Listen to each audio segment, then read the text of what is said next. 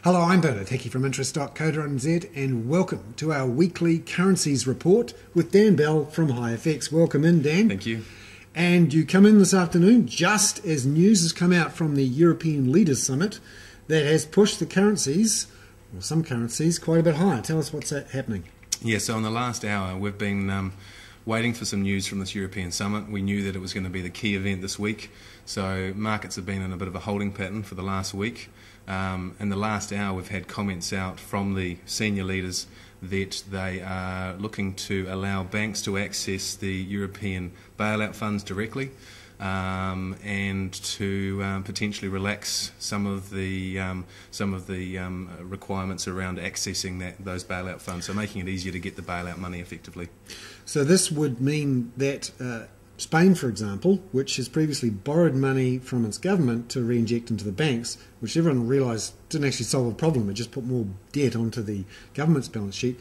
Instead, the European rescue funds would invest directly in the banks, which means Spain wouldn't have so much debt on its books, which is why people are happy. Yeah, that's right. So in theory, they're saying that rather than going through the sovereign itself, they're going to let the banks access these rescue funds directly. So it's seen as a huge positive for now. I mean, these are headlines that are coming at us a million miles a second, and for now the markets have taken the headline and run with it. We've seen the New Zealand dollar up a cent after the announcement, from around 78.40 up to 79.50. The euro has shot up about 2 cents in the last hour.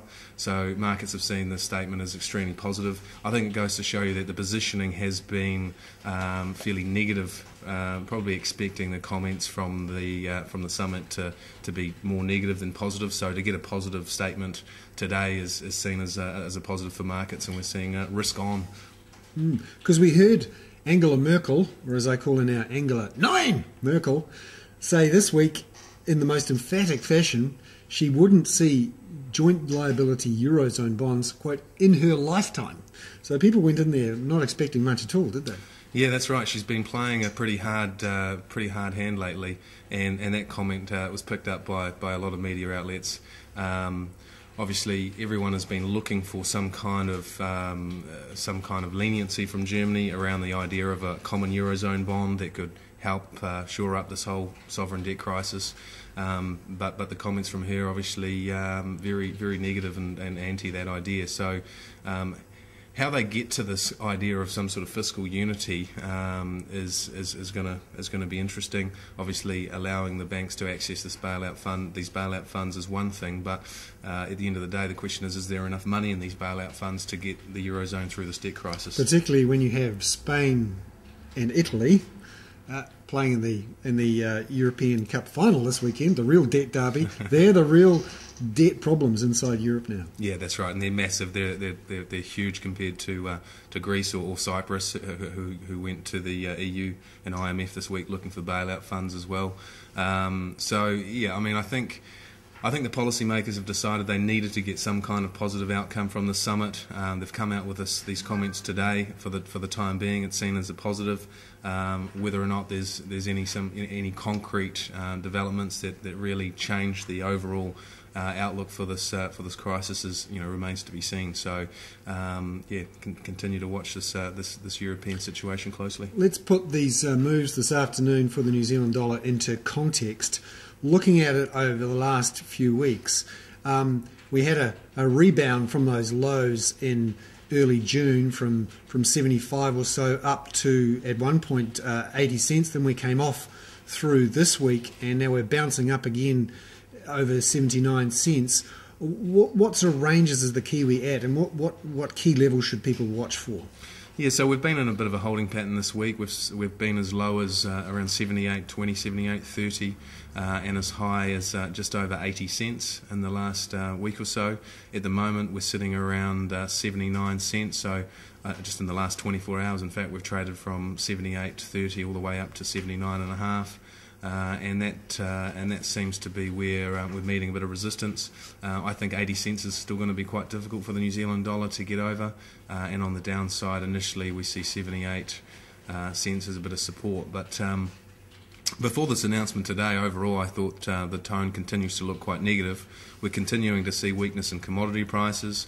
We're continuing to see slower growth numbers from everywhere around the world. Doesn't matter where you go.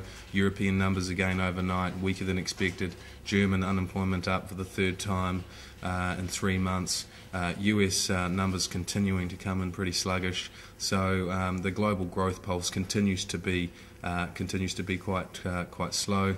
And with that, the growth outlook is continues to look negative, which is not a positive backdrop for the New Zealand dollar, particularly against the US.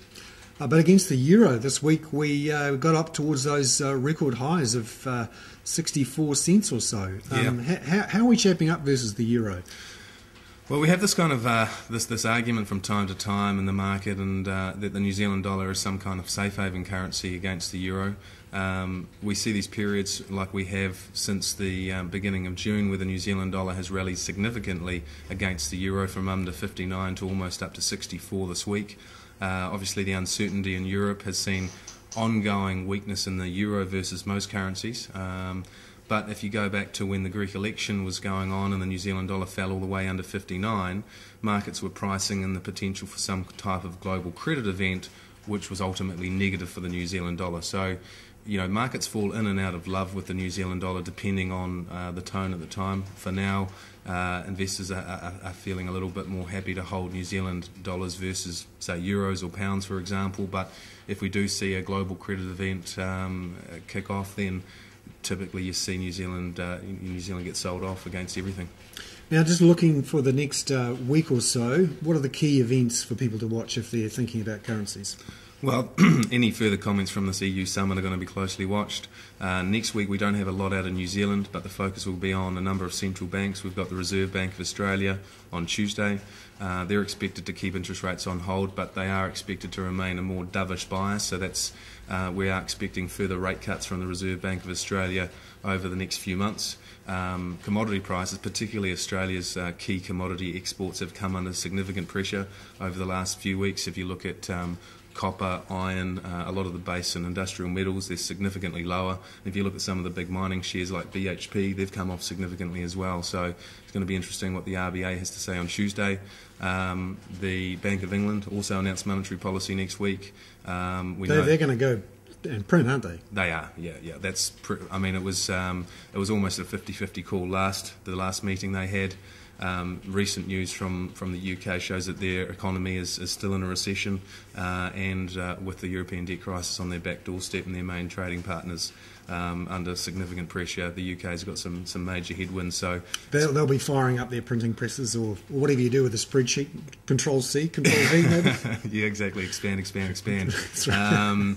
So more money printing from the Bank of England, and we've also got the European Central Bank next week as well. And there's been some talk about maybe the ECB has to cut interest rates further. Maybe they need to take interest rates into negative territory. So, watching those comments next week from... What does the world come to? Where you're having to pay the central bank to look after your money. Yeah. And we also get the big one out of the US, which is the non-farm payrolls and unemployment rate from the US on Friday night, Saturday morning, New Zealand time. Obviously, how the US employment situation is going is always of significant importance, and that'll give us a gauge on that, and also run into what we think the Federal Reserve are going to do down the track, because again, people are still talking about the potential for QE3, and that's sort of being dangled out there all the time. There we have it, another weekly currencies report. Never a dull moment with Dan Bell from HiFX. The world's thinking about printing more money, cutting interest rates again, and discussing how to save the Eurozone again. I'm Bernard Hickey for interest.co.nz.